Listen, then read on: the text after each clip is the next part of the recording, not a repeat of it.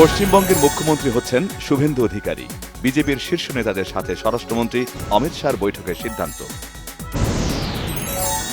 আগামীকাল কলকাতার brigade parade গ্রাউন্ডে নতুন রাজ্য সরকারের শপথ অনুষ্ঠান। তামিলনাড়ুতে টানা রাজনৈতিক নাটকীয়তার পর অবশেষে সরকার গঠনের জন্য প্রয়োজনীয় সংখ্যাগরিষ্ঠতা নিশ্চিত করেছে সুপারস্টার বিজয়ের দল টিভিকে। ভারতের পশ্চিমবঙ্গ বিধানসভা নির্বাচনের পর সৃষ্ট পরিস্থিতি সামনে রেখে চাঁপাইনবাবগঞ্জ সীমান্তে বিজিবির নজরদারি জোরদার। বিশেষ গোষ্ঠী বিশ্বকবি রবীন্দ্রনাথ ঠাকুরকে সাম্প্রদায়িক চিহ্নিত করার অপচেষ্টা চালাচ্ছে বলেছেন স্থানীয় সরকার, পল্লী উন্নয়ন ও সমবায় মন্ত্রী মির্জা ফখরুল ইসলাম আলমগীর। বিদ্যুৎ, জ্বালানি ও খনিজ সম্পদ মন্ত্রী ইকবাল হাসান মাহমুদ টুকু বলেছেন, রবীন্দ্রনাথ ঠাকুরের গান, কবিতা ও উপন্যাস মানুষ যুগ যুগ স্মরণ করবে। বৈষম্যহীন বাংলাদেশ গড়ার প্রত্যয়ে দেশের মানুষ আন্দোলন করলেও সরকার পুরনো পথেই হাঁটছে অভিযোগ করেছেন জামায়াতে ইসলামের সেক্রেটারি জেনারেল মিয়া গোলাম পরোয়ার।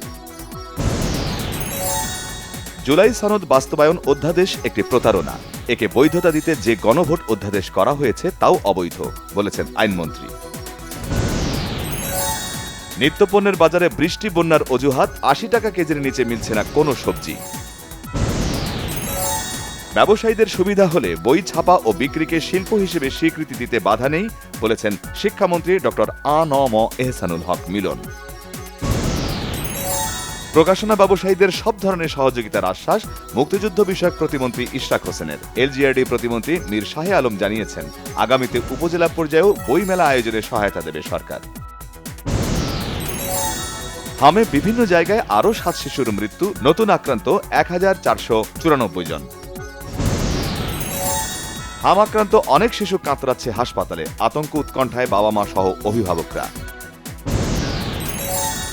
নিজ জমিতেই দাফন করা হল লেবাননে ইসরায়েলি হামলায় নিহত রেমিট্যান্স যোদ্ধা দীপালিকে। আবাসন সংকট সহ পুলিশের সকল সমস্যায় বর্তমান সরকার আন্তরিক জানিয়েছেন আইজিপি মোহাম্মদ আলী হোসেন ফকির। বাজেটে সাধারণ মানুষের প্রত্যাশা ও অর্থনৈতিক বাস্তবতা বিবেচনায় রাখার আহ্বান জানিয়েছেন অর্থনীতিবিদ ডক্টর এম মাসরুর রিয়াজ। ইরানের রাজধানী তেহরান সহ একাধিক এলাকায় আচমকা হামলা চালিয়েছে যুক্তরাষ্ট্র।